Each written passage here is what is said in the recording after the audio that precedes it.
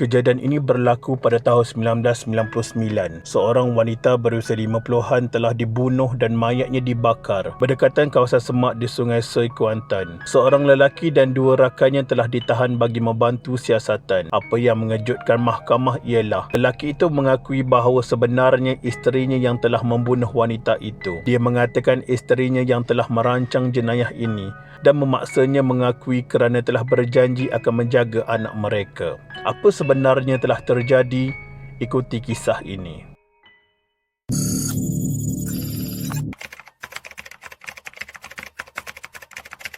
Bahawa kamu Muhammad Anwar bin Omar, Ahmad Jaiz bin Omar, Muhammad Syarif bin Talib atau Lobo bersama-sama pada 4 Jun 1999 jam lebih kurang 1 tengah hari hingga 3.15 petang bertempat di lot nombor 1246 Kampung Sungai Soi, Kuantan, Pahang bagi mencapai niat umum bersama dengan niat membunuh didapati telah menyebabkan kematian terhadap Nik Khazanah binti Wan Yaakob berumur lebih kurang 50 tahun, maka kamu dengan ini telah melakukan suatu kesalahan membunuh dengan niat yang boleh dihukum di bawah Seksyen 302 Kanun Kesesaan, dibaca bersama dengan Seksyen 34 Kanun yang sama, hukuman gantung sampai mati.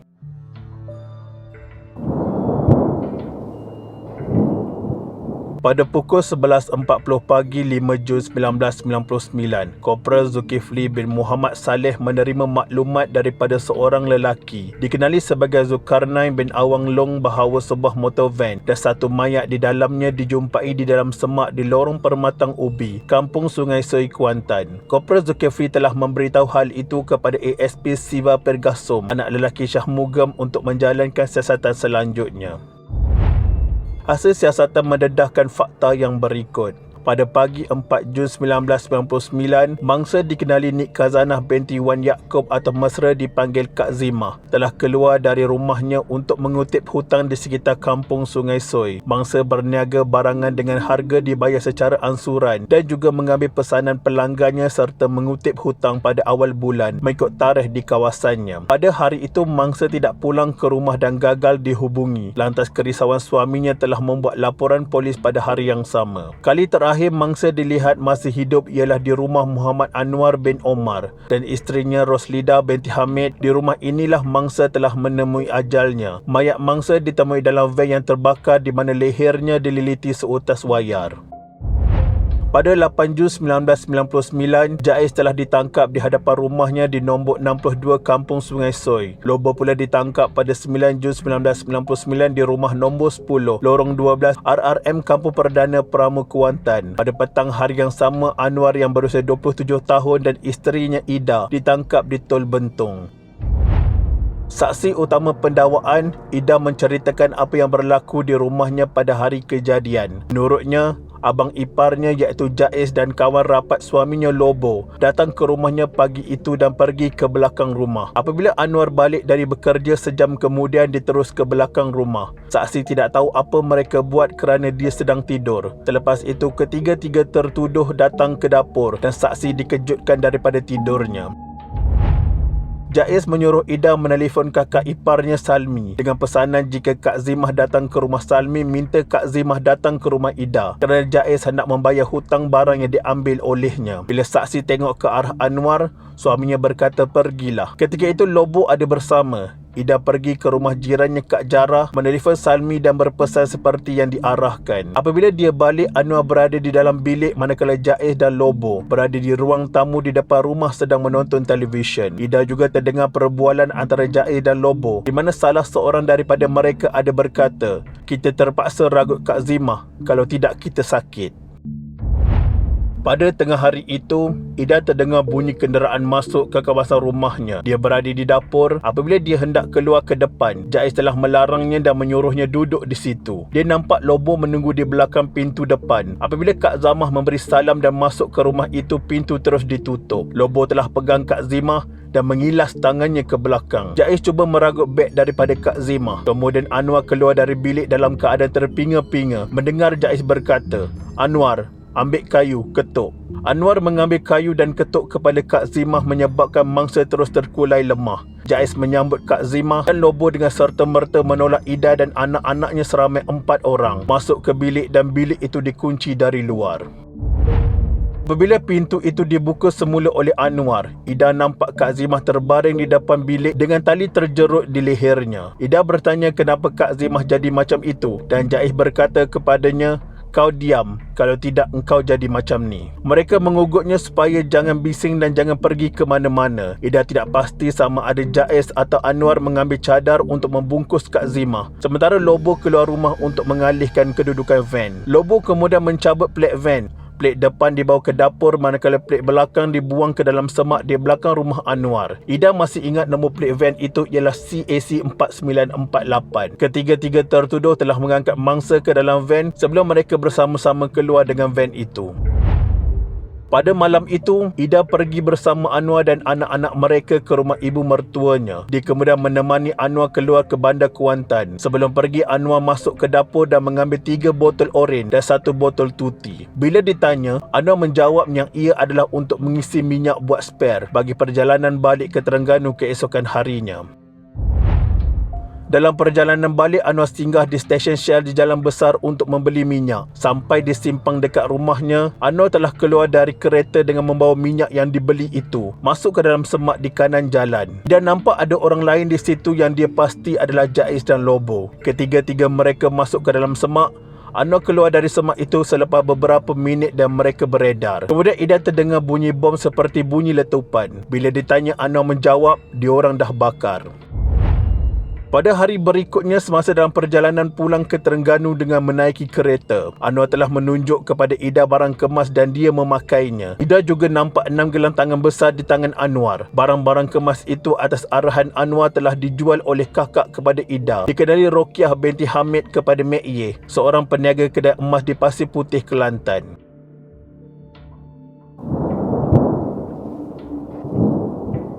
Pakar patologi Datuk Dr. Abdul Karim telah menjalankan bedah siasat ke atas mayat mangsa. Didapati ia jasad orang dewasa yang sudah rentung. Tulang tengkorak kelihatan ada retak berganda. Pada lehernya terdapat lilitan wayar elektrik dan kesan jerutan. Apabila dibuka saluran pernafasan, didapati tidak ada jelaga di dalamnya. Dr. Abdul Karim membuat kesimpulan mangsa itu ialah seorang wanita dewasa yang telah mati kemudian dibakar. Sebab kematian adalah jerutan di leher dengan wayar elektrik. Menurutnya, tiada jelaga dalam saluran pernafasan, menunjukkan kematian berlaku sebelum kebakaran. ASP Siva Pergasum anak lelaki Shah Mugam yang melawat tempat van dijumpai pada 5 Jun 1999 mendapatinya dalam keadaan hangus dan tiada berasap lagi. Dengan pokok-pokok di sekelilingnya juga terbakar. Dia nampak satu jasad yang dipercayai manusia rentung di bahagian belakang van. Mengikut ASP Siva, Ida memberitahunya dia nampak salah seorang tertuduh membawa 2 keping plate kenderaan yang telah pecah menuju ke arah kiri rumahnya menghala ke kawasan kebun. Hasil siasatan beliau telah berjaya mengesan kedua-dua plate kenderaan itu untuk siasatan lanjut. Pegawai Sain Abdullah bin Muhammad Yusof telah menjalankan pemeriksaan ke atas motor van yang terbakar itu pada 7 Jun 1999 di tempat ia ditemui. Menurutnya, van itu terletak dalam semak dan keseluruhan van terbakar hangus termasuk isinya. Daripada pemeriksaan di sekitar van dan juga di dalamnya, Abdullah mendapati kesan hidrokarbon di bahagian bawah belakang van yang bila dianalisis didapati adalah kesan kerosin. Beliau berpendapat van tersebut telah dibakar dengan sengaja. Abdullah juga memeriksa plate kenderaan CAC 4948 dan mendapatinya dalam keadaan baik. Analisis ke atas lain-lain bahan bukti iaitu baldi berwarna kuning, selai baju ti berjenama Dido dan wayar-wayar yang hangus menunjukkan terdapat kesan darah manusia. Itaya Jeran anak lelaki Narayana Sami yang menjalankan analisis DNA ke atas spesimen-spesimen darah merumuskan bahawa punca spesimen darah berlabel Nik Khazanah binti Wan Yaakob adalah ibu kandung secara biologi kepada penderma spesimen-spesimen darah berlabel Tuan Rosita binti Tuan Kecil dan Tuan Roziah binti Tuan Kecil. Hal ini mengesahkan spesimen yang diterima daripada ASP Siva adalah milik mangsa.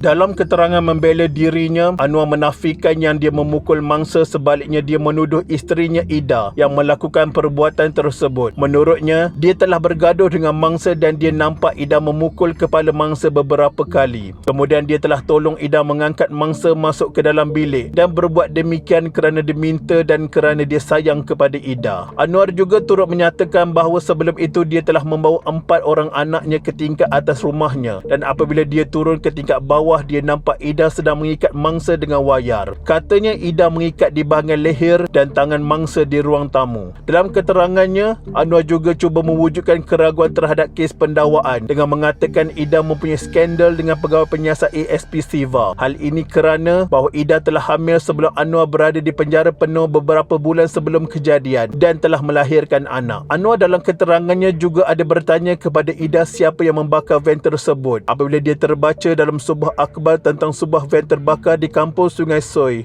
dan Ida memberitahunya yang dia telah membakar van tersebut. Dalam keterangannya, Anwar ada juga menyatakan sebelum kejadian dia bersama 4 orang anaknya memberi makan ayam di belakang rumahnya. Tapi mengikut keterangan Jaiz, di belakang rumah itu tidak ada reban ayam. Mengikutnya, Ida membunuh mangsa kerana tidak dapat barang yang dipesannya daripada mangsa iaitu rantai. Jaiz dalam keterangan membela dirinya pula menafikan bahawa dia berada di rumah Anwar pada hari tersebut. Menurutnya, pada pagi itu dia berada di rumahnya dan hanya bangun tidur lebih kurang pukul 11 pagi. Selepas bangun tidur, dia membasuh pakaiannya sendiri serta pakaian emak dan adiknya. Pada masa itu, tiada siapa di rumah kerana emak dan adik perempuannya telah pergi ke kebun mengambil upah petik kacang. Dia hanya berjumpa mereka apabila mereka balik dari kebun pada pukul 11.30 pagi. Mereka makan tengah hari bersama. Selepas makan, dia terus keluar rumah pergi menunggu bas untuk ke Peramu dengan tujuan untuk berjumpa kawan-kawannya. Pada pukul 3.20 petang, dia masih berada di Peramu dan hanya balik ke rumah selepas waktu maghrib. Kenyataan Jaiz ini disokong oleh kenyataan ibunya Aminah binti Endut. Di mahkamah berkata Jaiz masih tidur apabila dia dan anak perempuannya keluar bekerja pagi itu. Apabila mereka balik, Jaiz sedang membasuh pakaian. Mereka makan tengah hari bersama. Lepas itu dia tidur dan apabila dia bangun selepas asar, Jaiz masih berada di rumah. Lobo di dalam keterangan membela dirinya pula menyatakan pada hari Jumaat itu dia berada di rumahnya dan bangun tidur pada pukul 9 pagi. Selepas basuh muka dan minum air, dia duduk di ruang tamu baring-baring dan tengok televisyen sekejap. Lebih kurang pukul 12 tengah hari, dia keluar seorang diri untuk pergi ke bandar. Semasa dia keluar, adik-adiknya ada di rumah tetapi emaknya telah pergi kerja. Pada pukul 3 petang itu, dia telah pergi ke rumah kawan yang dikenali Johan bin Yaakob yang berdekatan kerana telah berjanji dengannya untuk mencari perut ayam untuk memancing pada hari tersebut di Paya Bungur. Dia telah mengambil motosikal Johan dan pergi ke Sungai Soi. Dia balik dalam pukul 4 petang, ambil air sirap di rumah untuk dibawa bekal. Dia telah bertolak ke Paya Bungur lebih kurang 5 petang bersama rakannya. Lobo menafikan dia bersama-sama dengan Anwar dan Jaiz membunuh mangsa pada hari tersebut. Pembelaan Anwar seperti yang dinyatakan lebih awal tidak menafikan pembunuhan Nik Khazanah di rumahnya, tetapi mendakwa yang melakukannya ialah isterinya. Dia hanya diminta membantu setelah mangsa diketuk kepala dan dijerut lehernya dan dia berbuat demikian atas dasar sayang kepada isterinya. Versi Anwar sekarang ternyata bertentangan dengan apa yang diberitahu kepada polis seminggu selepas dia bersama isterinya ditangkap. Anwar juga turut menafikan kehadiran dan penglibatan abangnya Jaiz dan rakannya Lobo dalam kejadian itu. Sama ada punca kematian adalah pukulan di kepala atau jerutan di leher mangsa sebenarnya tidak membantu Anwar dalam pembelaannya jika terbukti rancangan bersama antaranya dengan Jaiz dan Lobo untuk membunuh mangsa. Hakikatnya ialah pembelaan Anwar bukan sahaja mengesahkan kematian Nik Khazanah, tetapi juga dia telah diketuk kepalanya dengan kayu dan dijerut lehernya di rumah sebelum dibakar di dalam vannya dalam semak tidak jauh dari rumahnya. Tiada asas bagi peguam bela meragukan keterangan Ida atau perlakuannya yang dikatakan bukan seperti orang biasa. Dia hanya merupakan seorang suri rumah yang tidak bekerja dan baru lepas pantang bersalin dan bersama 4 orang anak mereka bergantung hidup sepenuhnya kepada suaminya Anwar. Dalam keadaan yang berlaku dan dengan ugutan daripada Jaiz bahawa apa yang terjadi kepada mangsa boleh juga berlaku kepadanya, adakah wajar baginya mencari kesempatan untuk memberitahu orang lain tentang apa yang telah berlaku oleh suaminya itu? Kenyataan Ida ini disokong oleh seorang saksi yang nampak van tidak ada nombor dengan 3 orang pemuda di dalamnya melalui jalan di hadapan rumah Anwar pada pukul 4 petang 4 Jun 1999. Esoknya 5 Jun 1999, saksi tersebut mendapat berita van yang sama dilihatnya dilaporkan terbakar dengan mayat di dalamnya dijumpai di kawasan berdekatan. Ternyata Anwar telah berbohong.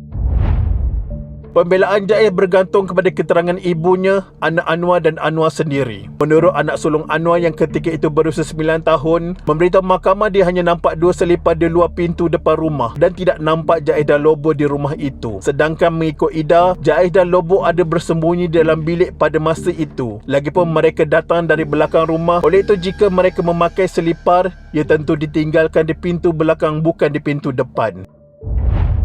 Dakwaan Lobo yang dia berada di rumahnya sejak pagi hingga pukul 12 tengah hari Jumaat itu dan kemudian keluar ke bandar hingga pukul 3 petang diragukan. Tiada keterangan menyokongnya sedangkan telah dibukti melalui Ida dan Anwar dalam rakaman percakapannya yang menunjukkan dia berada di rumah Anwar sejak pagi hingga 3.15 petang apabila dia dilihat oleh seseorang menunggang motosikal tidak jauh daripada tempat kejadian. Keterangan pergi memancing bersama rakannya Johan petang itu berlaku selepas pembunuhan mangsa.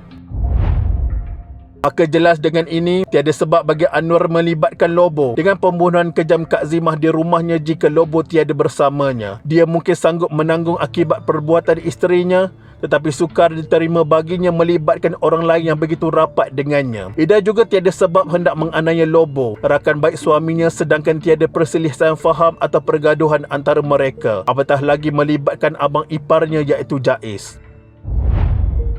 Pada 9 Oktober 2007, Hakim Tengku Datuk Baharudin Shah bin Tengku Mahmud mendapati tiada keraguan yang munasabah telah ditimbulkan oleh pihak pembelaan terhadap kes pendakwaan. Hakim mendapati pendakwa telah berjaya membuktikan kesnya terhadap ketiga-tiga tertuduh Anwar, Jaiz dan Lobo melampaui keraguan yang munasabah. Mereka telah dibuktikan bersama-sama dan dengan niat bersama menyebabkan kematian Nik Khazanah binti Wan Yaakob di rumah Anwar. Dengan itu mereka didapati bersalah dijatuhkan hukuman mati di bawah Seksyen 302 Kanun Kesesaan.